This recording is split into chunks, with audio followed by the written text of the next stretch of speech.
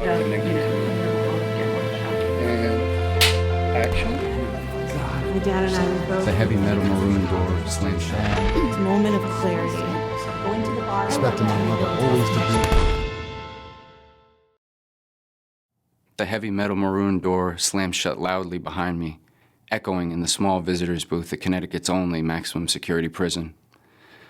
There was an abrasive fluorescent light overhead that cast a terrible glare on the 3-inch thick riot glass, making it very hard to see my father's face.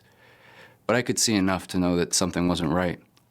He blurted out, "Tom, your friend John died of a heroin overdose 5 days ago." John Thomas Randall was my co-defendant and my oldest friend. We grew up together, we traveled the world together, but we also descended into a world of criminality and substance abuse together. As I sat in that little booth struggling to hear and see my father, I knew then that my old life was over with. The last time I saw my friend was when the ATF came to my house to arrest me for charges that could land me in jail for up to 15 years. John and I had been through so many near-death experiences together, but learning about his mortality sent me a loud message about my own. And so I went back to my cell, and the first thing that occurred to me was to write a letter to his mother.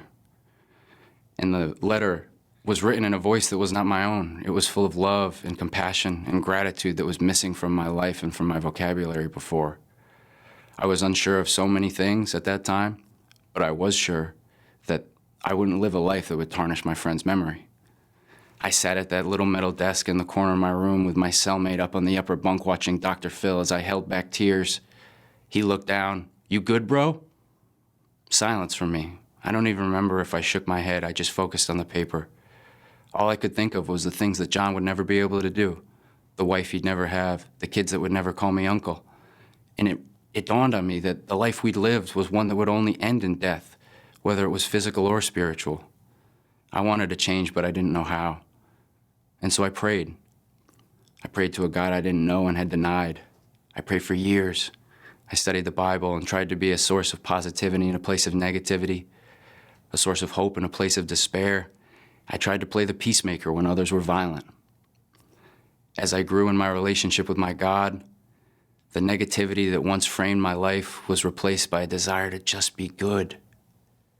At first, I wanted to change because John would never have a chance to do so himself. But as the years went on and I grew closer to my God, living my life right each day for myself in his memory became part of my identity. He taught me so much about life with his death. He was a really smart kid. He was interested in astrophysics and technology and music, and he was very talented and taught me all sorts of things. But it turns out that the most valuable lesson he ever taught me was one he never meant to. And so I say now to you, brother, thank you. Everything's okay now.